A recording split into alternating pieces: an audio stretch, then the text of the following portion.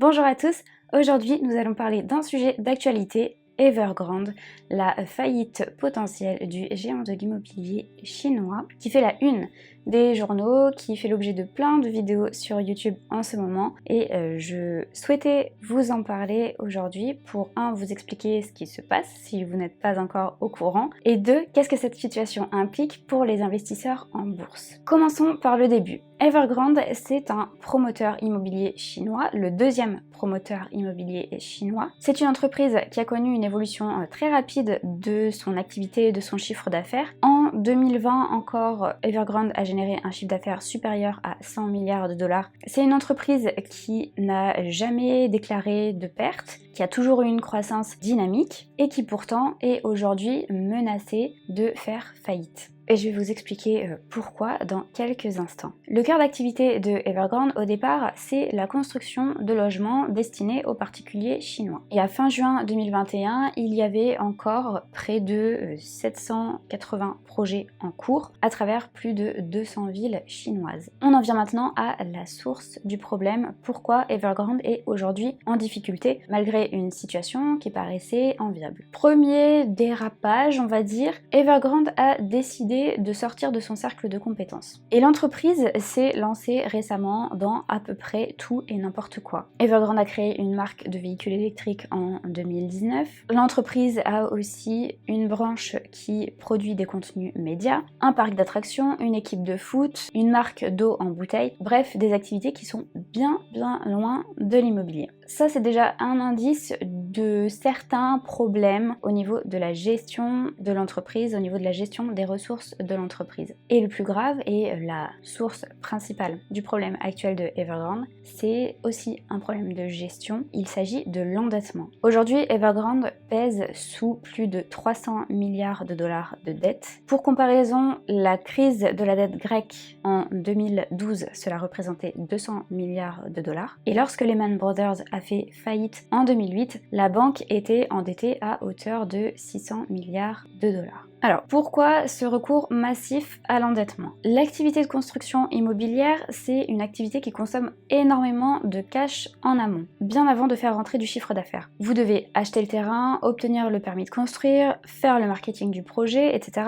Et tout ça, ça engendre des frais. Ensuite, la trésorerie du projet s'améliore au fur et à mesure que les lots sont commercialisés auprès des acheteurs finaux et au fur et à mesure que la construction avance dans le temps, puisque des acomptes sont débloqués. Pour financer le début d'un projet de construction immobilière, vous avez deux solutions principales. Le promoteur peut utiliser ses fonds propres, mais il peut aussi utiliser de la dette, ou dans la plupart des cas, il va utiliser les deux solutions combinées. En ce qui concerne Evergrande, l'entreprise a beaucoup reposé sur la dette pour financer son expansion rapide. Et le groupe a tellement reposé sur la dette qu'il est devenu le promoteur immobilier le plus endetté au monde. En plus de ce recours massif à l'endettement, Evergrande a vraiment été au cœur de la spéculation immobilière en Chine et aujourd'hui cette entreprise est vraiment le symbole de tout ce qu'il y a de mauvais dans les spéculations immobilières et dans le marché immobilier chinois. Par exemple, dans le contenu que j'ai lu pour préparer cette vidéo, un commentateur mettait en avant le fait que Evergrande ne s'est pas du tout soucié de l'intérêt de ses clients et de ses créanciers dans le cadre de ses opérations, puisque comme beaucoup d'autres promoteurs, Evergrande se permettait d'offrir des prix au-delà des prix du marché pour obtenir un terrain, en sachant parfaitement que le risque ne reposerait au final pas sur elle. Je m'explique. Lorsque vous empruntez pour acheter un terrain, la banque va prendre une garantie et en général, elle va chercher à prendre une hypothèque. Imaginez que vous soyez dans un marché immobilier en pleine euphorie où les prix s'envolent. Le raisonnement du promoteur va être le suivant. Il va se dire un terrain qui vaut 100 sur le marché, que je l'achète 100 ou 150, c'est pas vraiment un problème. Puisque de toute façon, les 50 en plus, je vais les répartir sur mes acheteurs finaux qui sont prêts à débourser de plus en plus pour acheter de l'immobilier dans la ville en question. Et si mon opération échoue, c'est la banque en fait qui porte le risque puisque sa garantie vaudra moins que ce qu'elle m'a prêté. Donc ça c'est un système qui fonctionne plutôt bien quand on est en période d'euphorie sur les marchés et que n'importe quel bien peut se refourguer à n'importe quel prix. Il y a déjà eu des alertes au sujet de Evergrande et les premiers signes de fumée remontent à déjà plusieurs années. Dès 2012, il y a un short-seller, Citron Research, qui a publié un rapport accablant sur Evergrande en critiquant notamment sa comptabilité et en mettant en avant le fait que Evergrande n'était peut-être pas vraiment aussi solvable que l'entreprise semblait l'être en apparence. Et je suis tombée sur un article aussi sur une interview de 2017 de Anne Stevenson Young, la cofondatrice de J Capital, qui publie des recherches dans divers secteurs et notamment des recherches concernant la situation macroéconomique en Chine. Et dans cette interview, elle alertait sur la spéculation sur le marché immobilier chinois et en particulier, elle alertait sur Evergrande. Elle qualifiait à l'époque l'entreprise de plus grand schéma pyramidal que le monde ait connu. Rien que ça, et elle décrivait les projets mégalos de l'entreprise qui étaient la plupart vides d'occupants. Et elle affirmait en fait que Evergrande était le spécialiste pour créer des projets avec une belle histoire, des projets qui étaient destinés à des investisseurs qui avaient pour but non pas de vivre dans ces logements, mais qui avaient pour but de spéculer sur un marché immobilier chinois en hausse. Donc pour résumer, voici la source des problèmes, une dette élevée, des intérêts de la dette du coup qui grimpent en même temps que l'endettement de l'entreprise. Tout ça, c'est pas vraiment un souci si le chiffre d'affaires et le bénéfice de l'entreprise continuent à suivre, mais si la croissance ralentit, c'est là que ça devient problématique. Et les signaux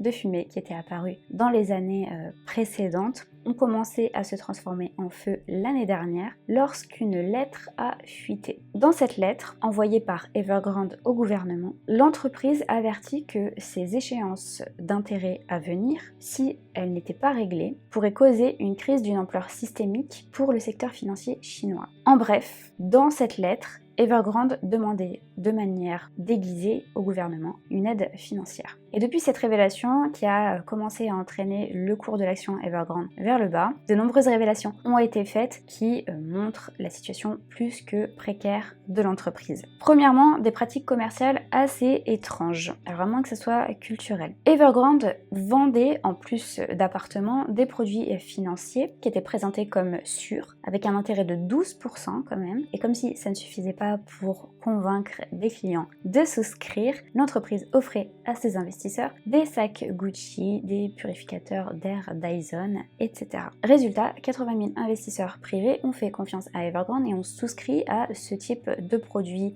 sûrs et très rémunérateurs. Le problème, c'est que ces produits se révèlent être aujourd'hui ce qui s'apparente à un schéma de Ponzi, puisque au fur et à mesure du temps, l'argent des nouveaux investisseurs a été utilisé pour rembourser les anciens investisseurs et désormais, l'entreprise est tellement à court de cash qu'elle propose aux clients qui ont investi sur ces produits financiers de leur rembourser ce qu'elle leur doit non pas en espèces, mais avec des appartements. Autre signe des grandes difficultés de Evergrande, au début de cette année, elle a fait du chantage à ses employés en leur demandant gentiment de lui prêter de l'argent à un taux incroyable de 11%, sous peine de se voir supprimer leur bonus annuel. Avec des conditions aussi attractives, évidemment, beaucoup d'employés ont prêté. Le problème, c'est que Evergrande commence aujourd'hui à faire défaut sur les remboursements de ses emprunts. Et autre signe de la chute libre de Evergrande, ils sont en train de tenter actuellement de vendre des appartements avec des rabais de 20-25% dans des villes fantômes où personne ne veut vivre. Donc, bref, ils doivent de l'argent à tout le monde, à l'État chinois, à des fonds d'investissement étrangers, à leurs employés, aux particuliers qui ont versé des acomptes pour la construction de logements. Il y a quand même 1,4 million de personnes qui ont versé des acomptes pour des logements qui ne seront peut-être jamais construits, d'où des manifestations qui ont lieu à l'heure actuelle en Chine. Bref, tout ce flux d'informations n'a fait qu'aggraver la panique des marchés et a précipité encore plus la chute du titre Evergrande, des actions du secteur immobilier chinois et même la chute des marchés mondiaux comme vous l'avez certainement vu ce début de semaine. Alors maintenant que j'ai brossé le tableau, que je vous ai raconté, récapitulé ce qui se passe, quelle est la situation actuelle, on va voir qu'est-ce que ça implique. Est-ce que ce problème qui semble localisé pour l'instant en Chine peut impacter les marchés mondiaux et comment il faut réagir. Dans de nombreux journaux, Evergrande est aujourd'hui comparé à Lehman Brothers. Pour rappel, en 2008, lors de la crise des subprimes, Lehman Brothers a fait faillite. Et cette faillite a été le point de départ de problèmes en cascade et de faillites en cascade d'établissements bancaires. Et ça a dégénéré, comme vous le savez, en une crise économique mondiale.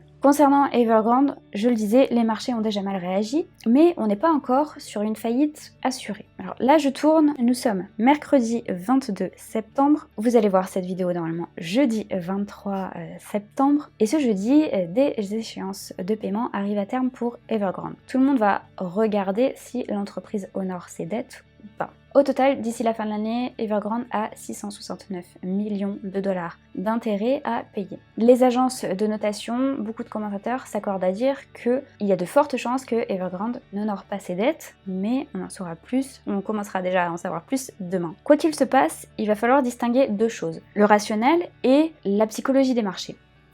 Le rationnel. Est-ce que Evergrande a la capacité de faire face à ces échéances ? 2. L'aspect psychologique. Regardons d'abord le rationnel. Est-ce que Evergrande a la capacité de faire face à ces échéances? Est-ce qu'on est face aux Lehman Brothers chinois? Et au final, la vraie question qu'on se pose, c'est est-ce que Evergrande peut entraîner dans sa chute le système financier mondial? Il y a une chose qui est quasiment certaine, c'est que Evergrande présente un risque systémique au niveau de la Chine. Financièrement, c'est la Chine qui est la plus exposée aux problèmes Evergrande. Les banques chinoises, les consommateurs chinois, les fournisseurs de matériaux sont exposés au risque de faillite de l'entreprise. Et une faillite de Evergrande serait un énorme danger pour le secteur immobilier, qui est le secteur économique le plus important en Chine. Un effondrement du marché de l'immobilier chinois, une crise du marché immobilier chinois provoquée par Evergrande, pourrait faire ralentir considérablement la croissance du pays. Alors, sur ce point,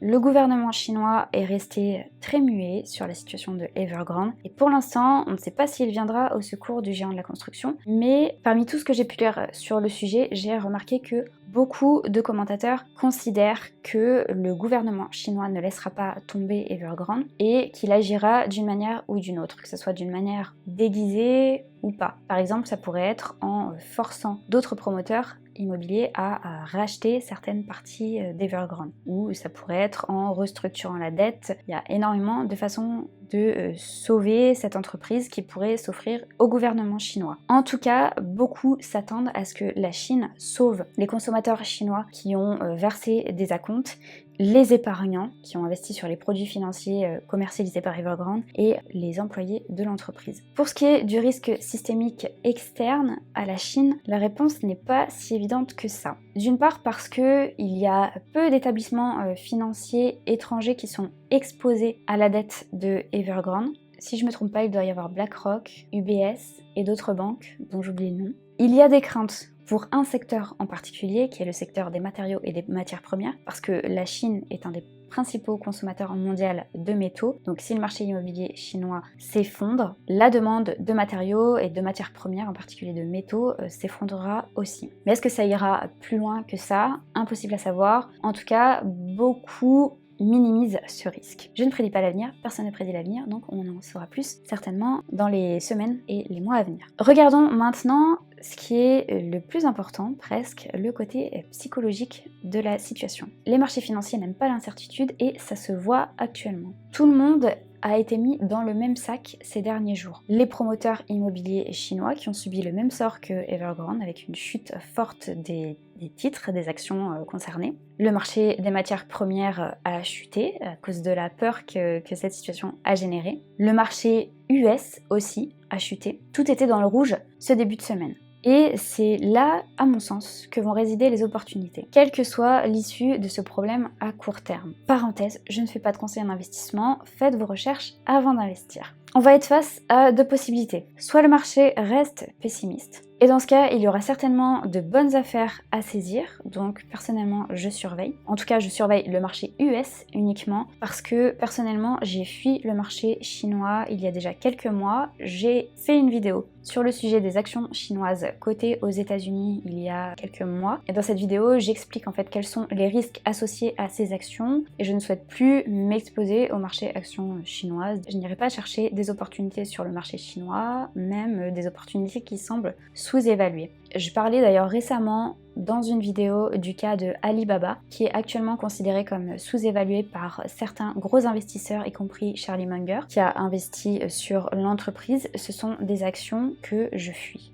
même si je me trompe peut-être. Donc si le marché reste pessimiste, y compris aux US, il y aura peut-être des opportunités à saisir. Et si le marché redevient optimiste, pour nos portefeuilles, ce sera aussi une bonne nouvelle.